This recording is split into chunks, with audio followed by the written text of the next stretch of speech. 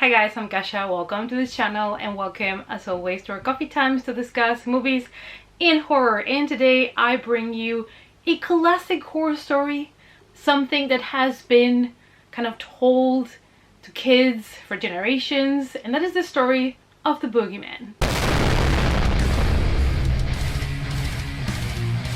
It's coffee time!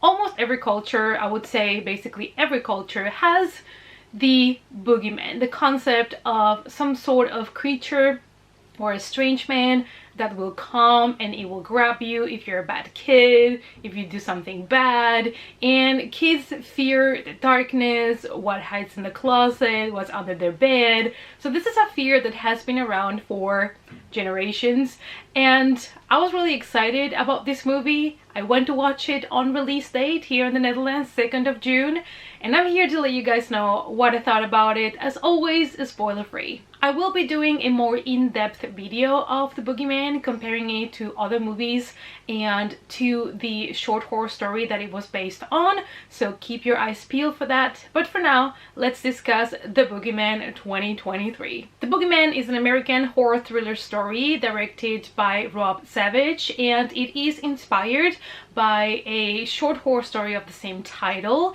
included in the horror anthology Night Shift by Stephen King. This is the first film for the director that was not a found footage film.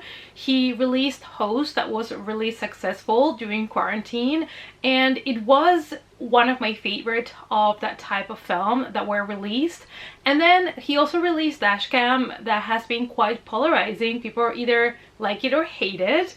And now it's the first time that he had free range with a camera, where he was not just constrained to found footage filming. And I was really excited to see what he was going to do. This movie was quite different from Boogeyman from 2005, and this one was also quite dark, and I think I particularly enjoyed certain things on the film, other ones not so much. So let's talk about it. High school student Sadie Harper and her younger sister Sawyer are still reeling from the recent death of their mother. They're not getting much support from their father, a therapist who's dealing with his own intense pain. When a desperate patient unexpectedly shows up at their house seeking help, he leaves behind a terrifying supernatural entity that preys on families and feeds on the suffering of its victims. The horror and the concept in general of the film, it gravitates toward grief and families that are in pain and grieving. And so we find this family, a father, Will, who is a therapist, and he just lost his wife in a car accident, and he doesn't know how to be a father now that he's by himself. He always thought, you know, his wife was gonna help him raise his kids, and now he doesn't know how to talk about what happened or how to deal with his grieving children. The kids are two girls. One of them, the oldest one, is called Sadie. She was my favorite because she also has the biggest character arc in the film, and she is really struggling to move forward after losing her mother. On top of that, she's being bullied at school.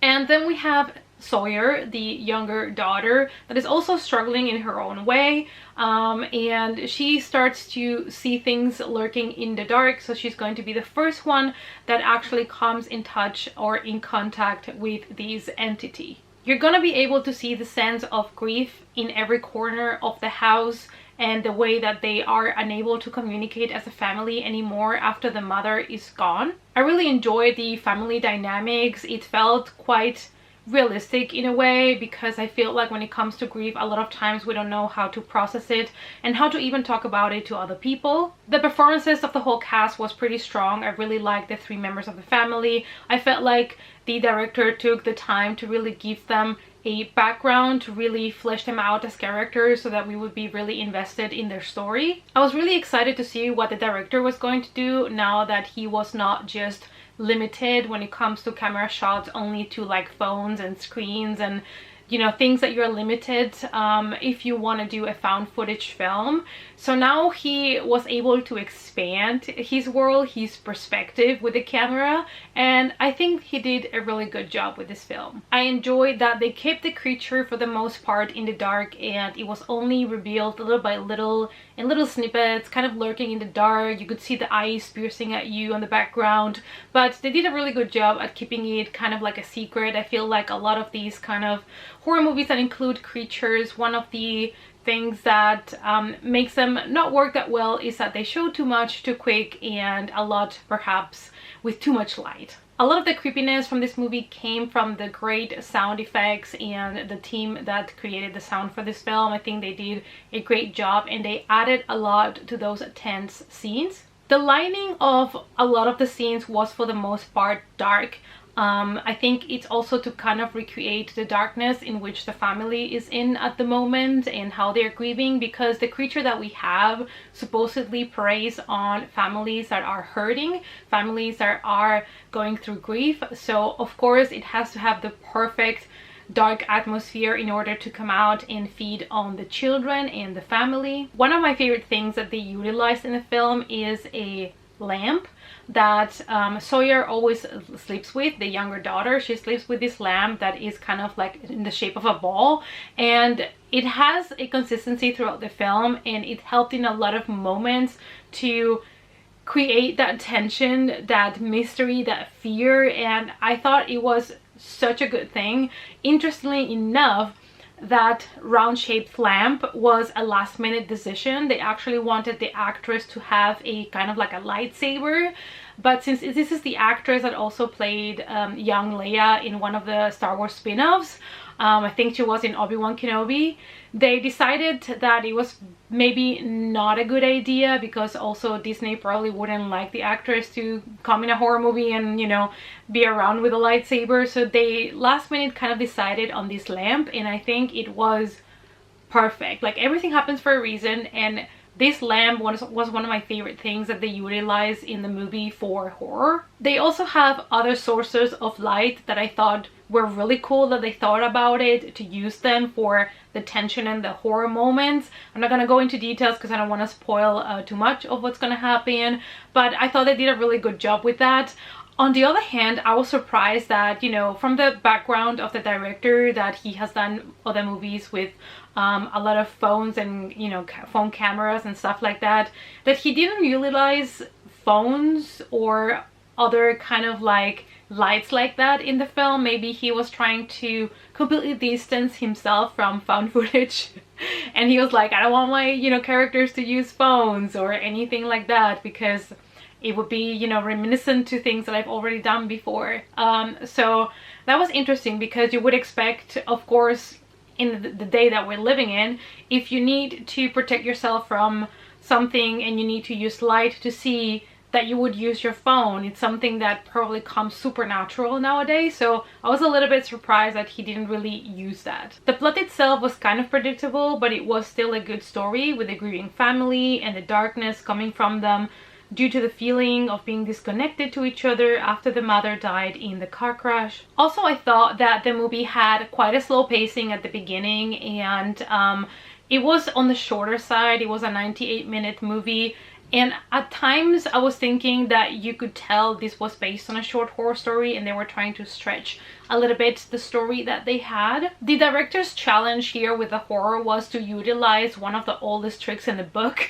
Like I've mentioned before, the idea of the boogeyman, you know, like something that is in your closet, under your bed. This is something that every culture has and we've seen done before. So he had a challenge with bringing a little bit of freshness into the story. And on top of that, this is a PG-13 movie. So he had to manage to bring enough horror to the screen, even though it was PG-13. And I thought he did a really good job with that. I feel like the horror in this movie was really good. There are, of course, a couple of jump scares in this movie, and a couple of them will definitely get you. They are not all cheap jump scares, in my opinion.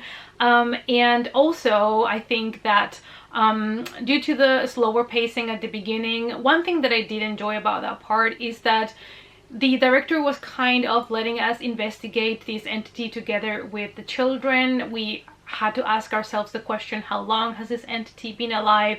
Can it be defeated? Is it just one? How does it work? Does it come out only at night? What makes this entity kill? Like, they're trying to figure out what's going on and why these kind of monsters attach to them.